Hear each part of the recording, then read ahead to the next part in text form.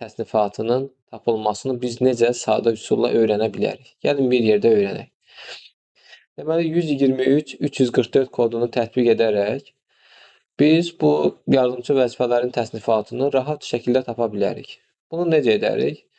Kateqoriyaları ali kateqoriyadan 5-ci kateqoriyaya kimi yuxarıdan aşağıya yazarıq. Sonra onlara müvafiq olaraq bu 123 344 kodunu da onun qarşısında yazarıq və sual düşdükdə tətbiq edərək taparıq.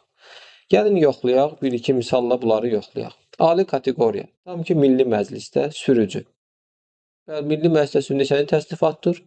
Qarşısına bir yazmışıqsa, deməli birinci təsnifatdır.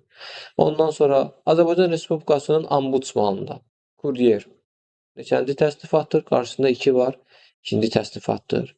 Üçüncü kateqoriya dövlət orqanı. Bunlar hansılardır? Ombudsmanın regional bölmələri tutalım ki, burada işləyən hər hansısa bir arxiv qeydiyyatçısı. Neçənci təsnifatdır? Qarşısında 3 var, 3.